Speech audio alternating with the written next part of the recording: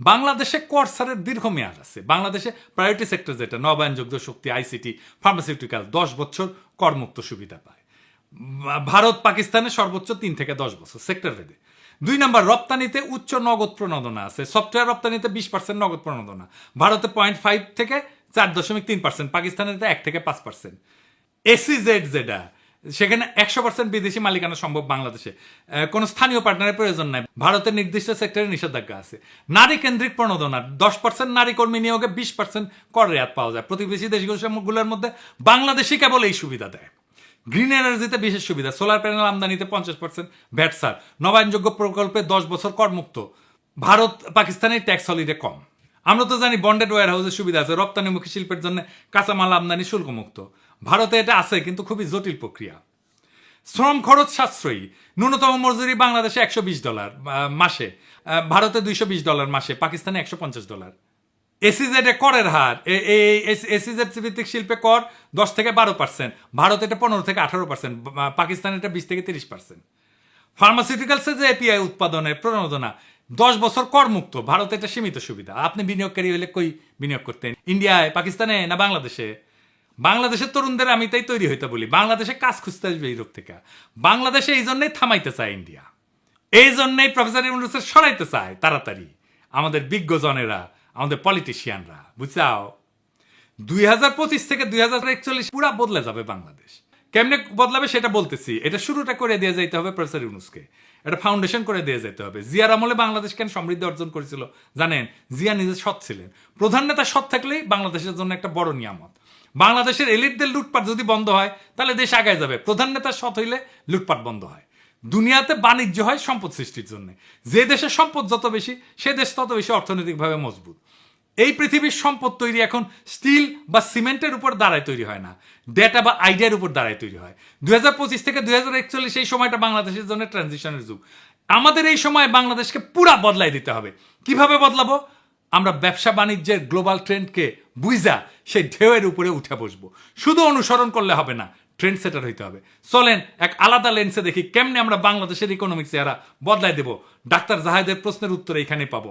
আলোচনাটা জটিল মনে হইতে পারে, অসুবিধা নেই, সেলসালায়া বুঝে যাবেন। গ্লোবাল ইকোনমির 67% এখন সেবা, কিন্তু সেবা শব্দটা একটু বোঝা মুশকিল। বাংলাদেশে আমি এটা বলি যে এক্সপিরিয়েন্স ইকোনমি। এক্সপিরিয়েন্স ইকোনমিতে আমরা খুব সহজে ঢুকে পড়তে পারবো। কিভাবে? প্রথমে ধরেন আমরা ডিজিটাল নমাড হাব করব। নামটা অদ্ভুত লাগতেছে, হ্যাঁ, আসেন এটা বুঝে দেখি ডিজিটাল নমাড হাব কি। ডিজিটাল নমাড হাব হইলে এমন একটা জায়গা, সেটা শহর হইতে পারে, গ্রাম হইতে পারে, নির্দিষ্ট স্থান হইতে পারে, যেখানে বিশ্বের বিভিন্ন দেশ থেকে আসা ডিজিটাল নমাডরা একসাথে কাজ করবে, বসবাস করবে। তো ডিজিটাল নমাড মানে কি? মানে হচ্ছে সেই সব মানুষ যারা ইন্টারনেটের মাধ্যমে অনলাইনে কাজ করে এবং এক জায়গা থেকে বিভিন্ন দেশে ঘুরে ঘুরে কাজ করে। আমাদের ফ্রিল্যান্সাররা শুধু অনলাইনে কাজ করে, কিন্তু এরা যদি বিভিন্ন জায়গায় ঘুরে ঘুরে কাজ করতো, বিভিন্ন দেশে ঘুরে ঘুরে কাজ করতো, তাহলে তারা হয়ে যেত ডিজিটাল নমাড। এরকম ডিজিটাল নমাড অনেক আছে।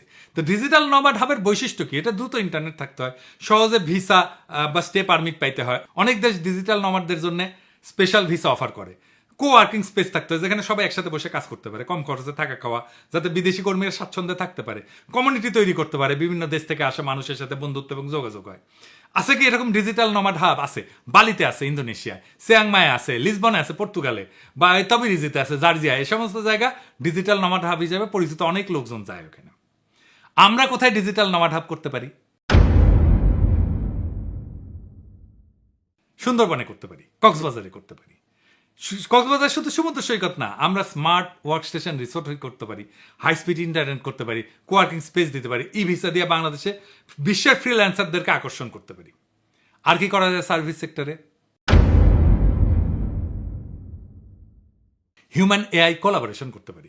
গার্মেন্টস শিল্পে এআই ডিজাইন টুলসের সাথে স্থানীয় কারিগরদের ক্রাফটম্যানশিপ জুড়ে দিয়ে বাংলাদেশি টেক্সটাইল প্যাটার্ন বিক্রি করতে পারি মার্কেট প্লেসে, ডিজিটাল মার্কেট প্লেসে। আর কি করতে পারি? কৃত্রিম বুদ্ধিমত্তার জন্য বা এই আর্টিফিশিয়াল ইন্টেলিজেন্সের জন্য artificial intelligence ethical training data তৈরি করতে পারি। এটা আবার কি? কৃত্রিম বুদ্ধিমত্তার জন্য এআই ট্রেনিং ডেটা লাগে, এথিক্যাল ট্রেনিং ডেটা। কারণ এআই যেভাবে শেখে তার ভিত্তি হইল ট্রেনিং ডেটা। স্কুলে পড়ার মতো বা কলেজে পড়ার মতো। এই ডেটা যদি পক্ষপাত দুষ্ট হয়, অসম্পূর্ণ হয়, সাংস্কৃতিকভাবে অসংবেদনশীল হয়, তাহলে আর্টিফিশিয়াল ইন্টেলিজেন্সের সিদ্ধান্ত হবে ত্রুটিপূর্ণ, বৈষম্যমূলক বা ক্ষতিকর। এই এথিক্যাল ট্রেনিং ডেটার ন্যায্যতা নিশ্চিত করে। সব ধরনের মানুষকে, সব ধর্ম, ভাষা, লিঙ্গ, সংস্কৃতি, জাতিগত পরিচয়ের ভিত্তিতে যেন বৈষম্য না হয় সেই চেষ্টা করে। সংস্কৃতির প্রতি সম্মান জানায়। যখন এআই বিভিন্ন ভাষা বা সংস্কৃতির সাথে কাজ করে তখন সেই সবে সঠিক ব্যাখ্যা এবং প্রেক্ষাপট জানা দরকার, নাহলে ভুল অর্থ বা অপমানজনক ফলাফল আসতে পারে। বিশ্বাসযোগ্যতা, মানুষ তখনই এর উপরে আস্থা রাখতে পারে যখন তারা দেখবে এর ফলাফলের ন্যায্যতা, সহানুভূতি আছে, নৈতিকতা আছে। এথিক্যাল ডাটা সেই ভিত্তিটা কইরা দেয়। আইনি আর সামাজিক ঝুঁকিও কমান যায়। অনেক দেশে এখন এর নৈতিকতা এবং জবাবদিহিতা নিয়ে আইন তৈরি হইতেছে। এথিক্যাল ডেটা ব্যবহার করলে ভবিষ্যতের আইনি জটিলতা এড়ানো যাবে।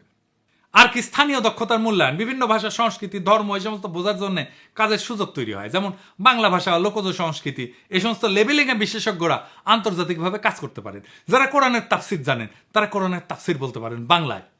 এটা এথিক্যাল ট্রেনিং ডাটা হিসেবে যুক্ত হতে পারে। বাংলাদেশের সংস্কৃতি, বাংলাদেশের নৈতিকতা, বাংলাদেশের মূল্যবোধ, এইসব নিয়ে কোডিং, ট্যাগিং করে আমরা ট্রেনিং ডাটা তৈরি করতে পারি। আমরা যদি আমাদের কালচারকে প্রমিনেন্ট করতে চাই, বাঙালি মুসলমানের সংস্কৃতি, এমনকি ইসলাম ধর্ম, এমনকি বাংলাদেশের মূল্যবোধ, তাইলে আমরা এথিক্যাল ট্রেনিং ডেটা বানাইতে পারি। বিশাল বাজার এটার মার্কেট ইন্ডিয়া নেবে না, অন্য কেউ নেবে না, কারণ এটা তো আমাদের কাজ, এটা আমার জায়গা, আমিই মাস্টার এইখানে, বুঝছাও? এই এথিক্যাল এআই ট্রেনিং ডেটা এক্সপোর্টের সুযোগ আছে বিশ্বের বিভিন্ন দেশে। আপনি যদি বাংলা ভাষা, ইসলাম ধর্ম, লোকসঙ্গীত, ঐতিহ্য, সামাজিক প্রেক্ষাপট ভালো বোঝেন, তাহলে এই সাংস্কৃতিক উপাদানগুলো লেবেলিং, ট্যাগিং এবং শ্রেণীবিন্যাস কইরা আন্তর্জাতিক প্রযুক্তি সংস্থার কাছে এথিক্যাল ট্রেনিং ডেটা হিসেবে বিক্রি করতে পারবেন। এই কাজের মাধ্যমে একদিকে যেমন এআই কে সাংস্কৃতিক দৃষ্টিকোণ থেকে ন্যায্য, নৈতিক, এথিক্যাল, মানবিকভাবে গড়ে তুলতে সাহায্য করবেন, তেমনি এটা হইতে পারবে বাংলাদেশের জন্য একটা নতুন রপ্তানি খাত, সাংস্কৃতিক জ্ঞান ভিত্তিক ডেটা এক্সপোর্ট। 2 নম্বর তথ্য যা মনে রাখতে হবে তা হইতেছে ইনটেনজিবল অ্যাসেট বা অদৃশ্য সম্পদ। S&P 500 এর 90% মূল্য হতেছে অদৃশ্য। তাহলে বুঝে নেই এই S&P 500টা